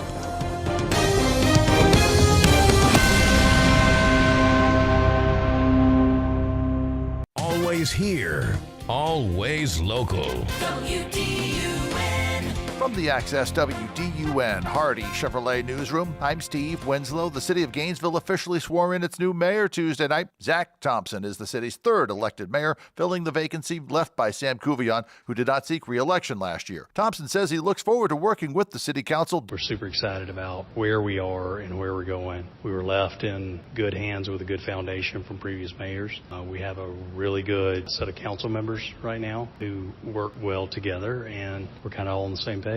Meanwhile, the changing from much of the guard within Flowery Branch's city government is about to take place this evening. WDUN's Lawson Smith explains. That's when officials will hold the swearing-in ceremonies at City Hall for its new mayor and pair of newly elected city councilors. While Post 3 Councilman William McDaniel will be sworn into a second 4-year term in Flowery Branch's government, city officials will swear in Oliver McKellen as their next mayor, who takes over for Ed Asprich, who did not seek re-election last year. The swearing-in ceremonies will kick off the Flowery Branch government's agenda for their meeting at 6 tonight. And a prominent Gainesville neurosurgeon and social media influencer is set to open a private practice. Dr. Betsy Grunch, known as Lady Spine Doc on social media platforms, announced Tuesday she's starting a practice alongside Dr. Carl Schultz. Southern Neurosurgery is set to open in February. More details and more news at Access WDUN. Now here's your Access WDUN Wednesday forecast. Mostly cloudy skies, becoming partially clear, but we're dealing with mist and reduced visibilities at times. Low 70s for highs today. We'll have a few clouds tonight with lows in the upper 40s by early Thursday. From the Access WDUN Weather Center, I'm meteorologist Holly Strano. In Claremont, 54 degrees, Sugar Hill with 57, and in Gainesville, 55. From North Georgia's News Talk, AM 550 and FM 102.9 WDUN. I'm Frank Norton with the Norton Agency. Buying a home just got 10 times more complicated. You need a professional broker by your side to help you through the process. New buyer, seller regulations, lengthy contracts, the crazy mortgage process, inspections, appraisal, and then closing. You need Norton now more than ever. Call us at 770-532-0022 or look for us on the web at gonorton.com. Our family serving North Georgia for 4 generations. We're talking with Mike Robertson of Oakwood Tire and More. And Mike, I understand you guys have moved. Where can we find you? 3440 Mabry Road, which is right off of Mountain View. Still offering the same services? We won't be doing alignments, but we'll be doing tires. Tires, brakes, batteries, tune-ups, those kind of things that normal maintenance repair. Sounds good. Give us the address one more time. Make sure we don't miss out. You can find us at 3440 Mabry Road at oakwoodtire.com or even the same phone number, 770-535-0943. It's the Martha Zoller Show, presented by Gainesville Mechanical, from the Northeast Georgia Health System studio in downtown Gainesville on AM 550 and FM 102.9 WDUN. Hey everybody, just wanted to make sure you're aware tomorrow's our next meeting for the state special committee to eliminate Georgia's income tax. You know, I've been sharing it for the past 6 months. I think we've got a plan to get it done this time. you're going to see tomorrow that we'll roll out a plan to get us to zero. It also takes and gives everybody in Georgia a tax break. At the same time, the effect of it ends up eliminating the income tax on 2/3 of Georgians. It's what we need to do, especially when right now affordability is the key word. It is the Martha Zoller Show. That's Senator Blake Tillery, who is running for lieutenant governor, one of the 3 or 4 state senators that are running for lieutenant governor. Bill Crane is here with me today. And, Bill, we had some good news yesterday in the runoff in Cherokee County. The Republicans maintained that seat. And, I don't put that much really faith in these off-year elections because it is all a turnout thing, but it's good to have some good news. Yeah, and it's also good to be able to show an election, a cause, and a race that the GOP turned out for, because that has been an issue. It is an off year. It is a municipal election year, but for whatever series of reasons, Republican voters just have not been turning out heavily. Yeah, I think it was really like an off year, so it's double. It's a municipal, and it's not a gubernatorial, and it's not a presidential. But it shows how much work we have to do between now and the midterm. And where the energy is. And where the energy is, that's right. Even though, I love Harry Enton on CNN where he talks about polling. He just had a new poll out that there's a lot of people that are unhappy with the Republicans, but the Democratic Party, according to his polling, is even worse shape than the Republicans are. It's like a pox on all their houses. Yeah, I was having a conversation similar with a colleague of ours yesterday, and he was all Gavin Newsom, and I was like, I don't think so. Yeah. He goes, why? And I'm like, have you looked at California lately? He goes, well, but he looks like he fit the role. I said, yeah, but Vice President Harris is probably going to run again. He's going to run. The Democratic Party needs to find somebody who can speak to the broader base and pick up some independent, centrist, non-aligned voters, somebody like an Andy Beshear or Josh Shapiro. This person was reasonably politically astute, but not familiar with either of those. So they've got their own set of problems, as the GOP has. Well, and Ron DeSantis also yesterday announced that in his legislature, he's going to try to roll back property taxes on homeowners, not renters or Airbnb or that kind of stuff, but people that live in their home, homestead people. And I thought that was interesting because one of the big complaints about the states that don't have income tax is the fact their sales tax and their property taxes are really high. And for particularly seniors and anyone on a fixed income, the constant increase in the value of your property, because God isn't making any more land. So you can be in a place for 50 years, have no intention to ever move, and suddenly your home is now worth hundreds of thousands of dollars more than it was when you purchased it. So Secretary of State Raffensperger in his campaign for governor has a proposal that looks at freezes on property tax valuations, and I think that is a proposal that is both going to be popular and also a little more easy to achieve without crushing the school system's budgets, unlike what we were talking about a minute ago or was referenced by Blake Tillery of eliminating state income tax. I think you can whittle it down. I think you can incrementally take it out while it's being replaced by growth and other things, but there is not enough corporate welfare to, as they're calling it, to replace what is coming in from income taxes. So this week, I got a very long and expensive call from a polling organization, and my new cellular service tells me when it's a political call. And so I pick them up because I want to know if somebody's polling. It's a lot of times I hang up, but this one I answered, and it was from a company, and you have to wait till the end to find out who's paying for it. It's from a company called Political Opinion Services, which is a very nebulous company. I'm sure it's a shadow for something else. But it was a very anti-Burt Jones poll. It was long. It was detailed. It was I'm a sure. Push poll. Yes, I'm sure it was coming from this $7 million that's been spent so far by this, quote, dark money group that nobody knows anything about, other than it's from Utah, I think, is all they've been able to find out about it. But it's interesting because Burt is feeling the need to respond. He sent out a mail piece. I got 2 mail pieces anti-Ossoff this week, and then I got a mail piece for Burt Jones, and then I got this poll that was anti-Burt Jones. So it's very interesting to see how much money is being spent this early. I don't think it's a Democratic opposition. No, I don't think so either. I don't think John Ossoff needs it, so I'll just say the obvious with this and with the hearing that Mike Collins and his staff are facing on Capitol Hill and the Ethics Committee over a staffer who may or may not have done the work she was paid $10,000 for over a 2-year period, which goes so very far in Washington, D.C.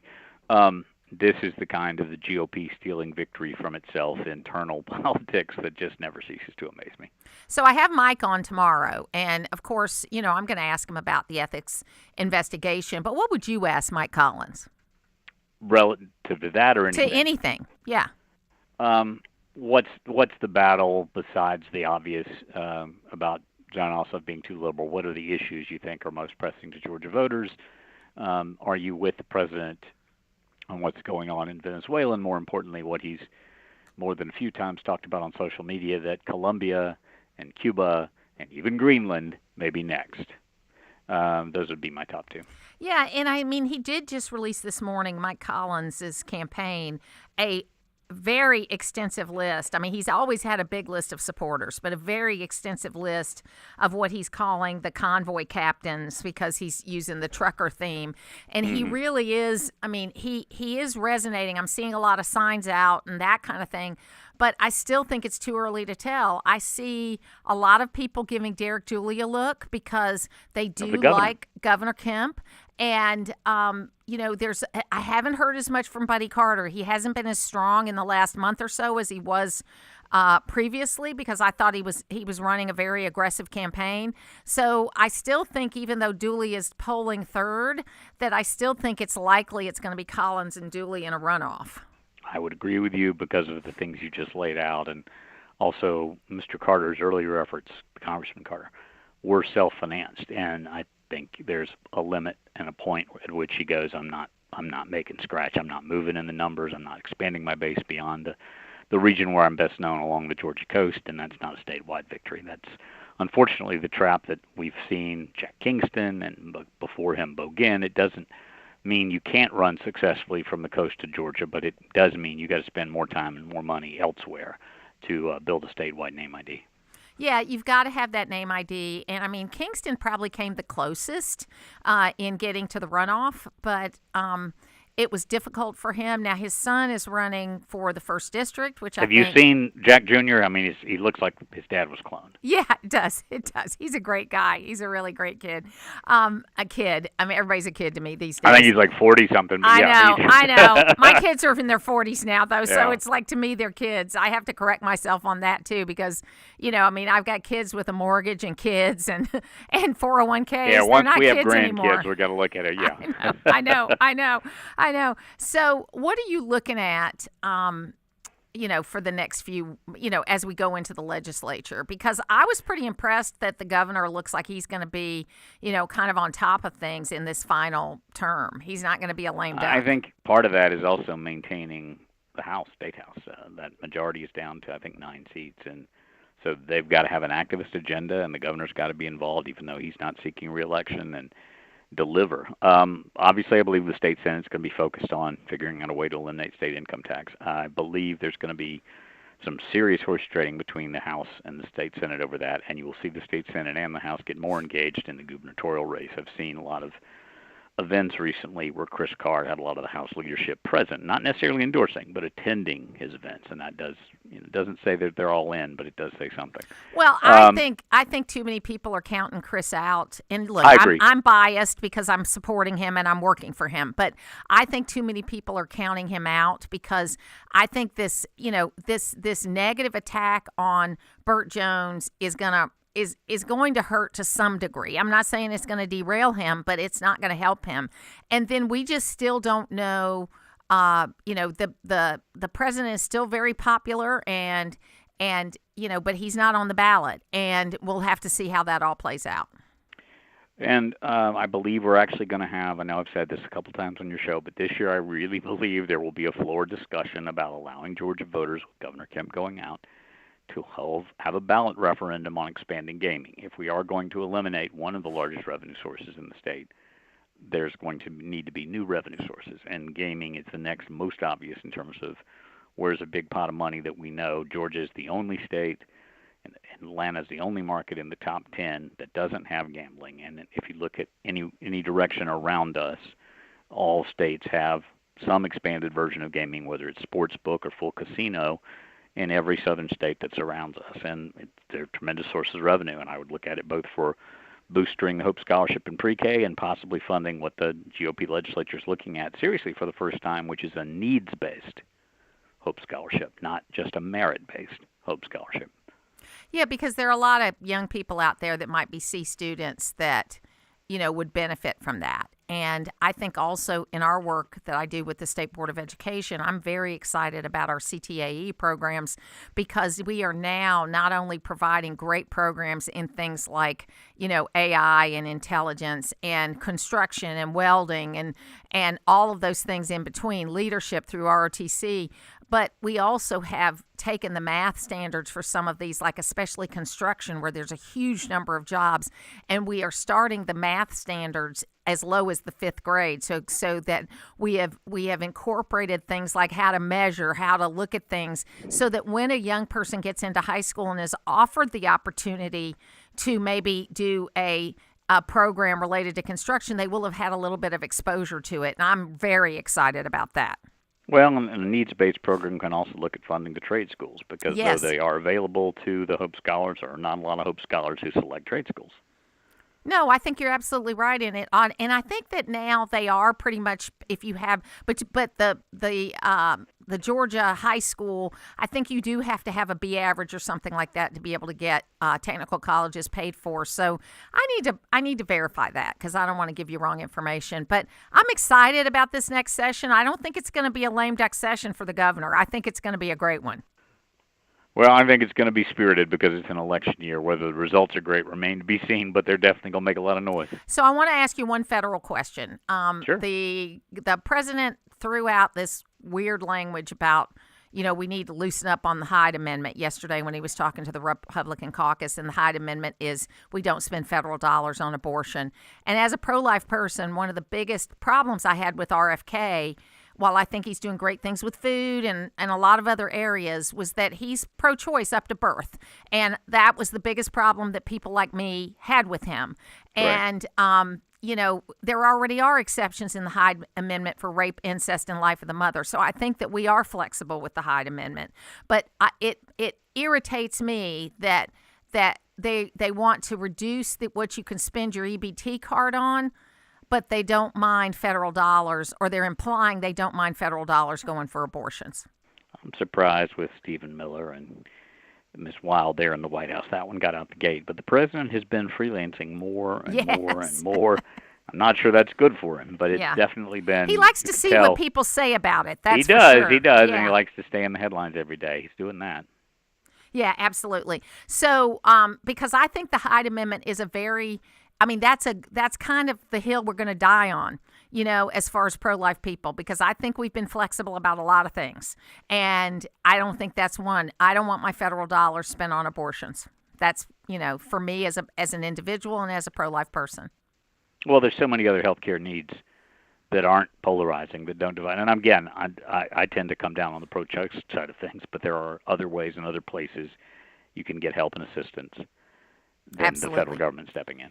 Bill Crane, thanks so much for being with us today. Take care. We're going to take a break, and then we'll be back. What you see is what you get. I call it like I see it.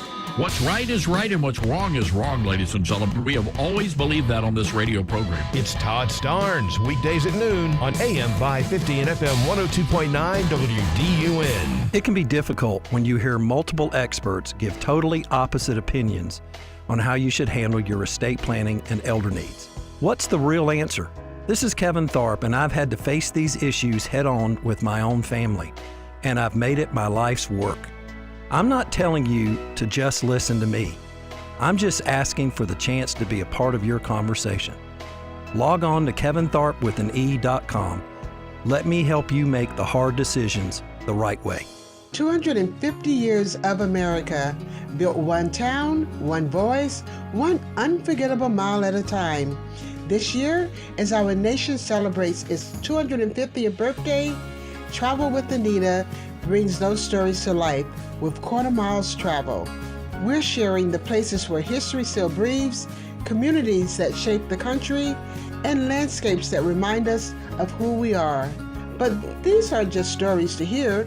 There are places you can go, roads you can travel, experiences you can step into. Quarter Miles Travel connects you to real destinations, real people, and real journeys waiting for you. Listen to us on air, online, and wherever you get your podcasts. Then visit travelwithanita.com for itineraries, travel ideas, and places where your next story begins. The adventure starts when you reach into your pocket. Paid for by Christian Care Ministry. So right now may be the perfect time for you to rethink how you pay for health care. And here's why. This time of year is decision time for a lot of people, but it's also when you can join MediShare and save even more than usual. For many families, joining MediShare means saving about $500 a month, which is a game changer for a lot of people. More than 1 million people are now part of healthcare sharing because it just makes so much sense, especially right now. And MediShare is the gold standard. Members like it a lot. We know this from member surveys. MediShare has been around for over 30 years. It is a proven thing. And if you join before January 15th and you mention the promo code SHARE, they'll waive your application fee. So you save $100 right off the bat.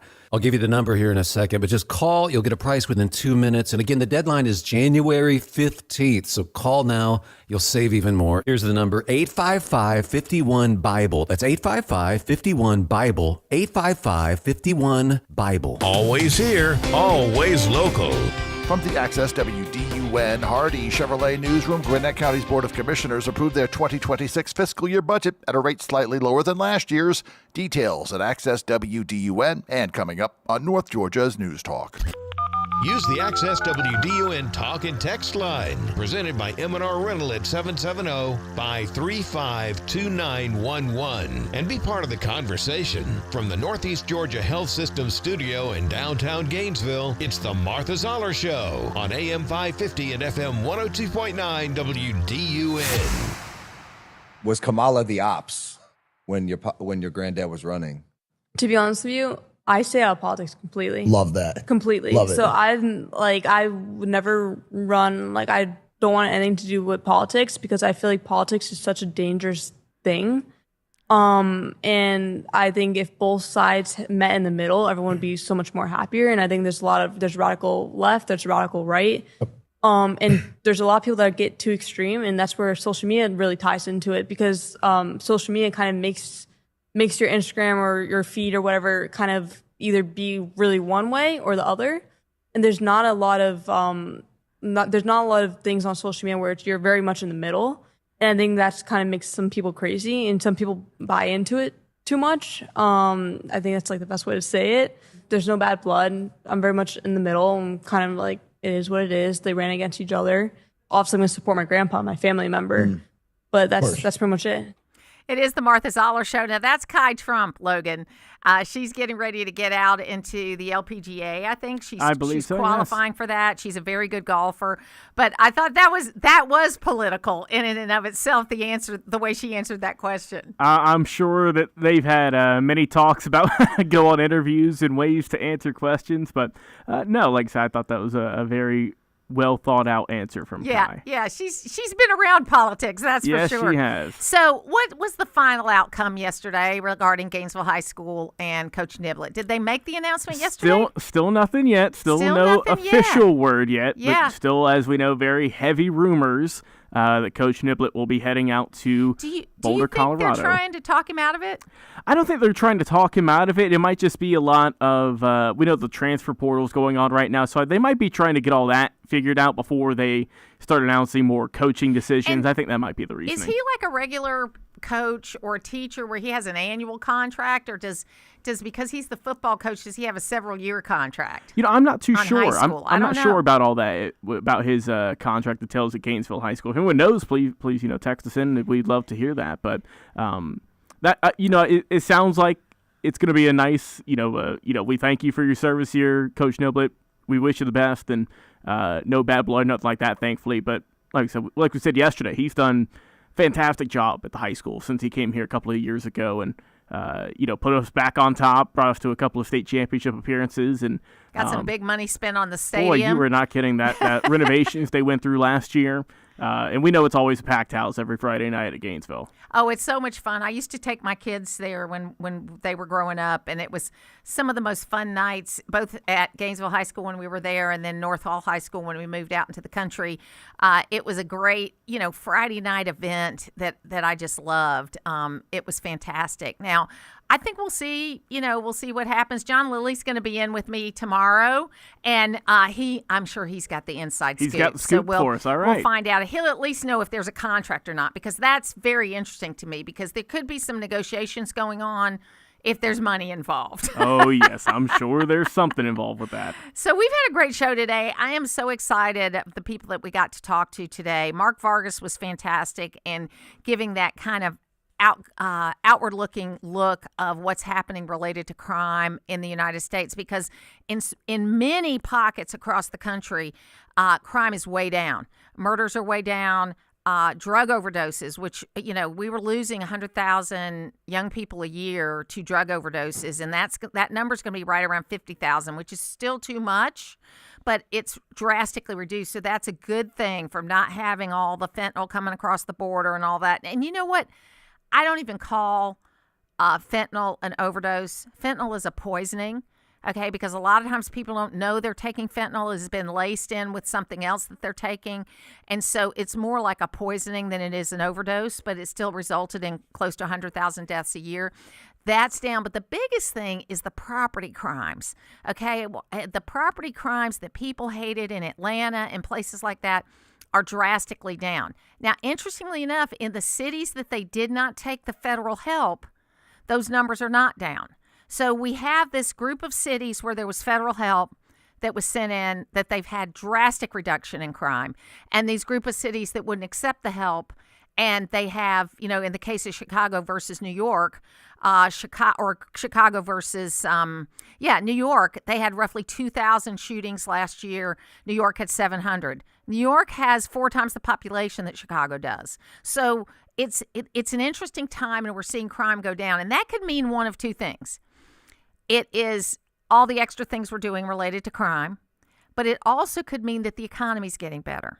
Because as the economy gets better, certain kinds of crimes, especially property crimes, go down. So we've got a lot to watch here over the next few weeks and months as we get into this new election season that we're in.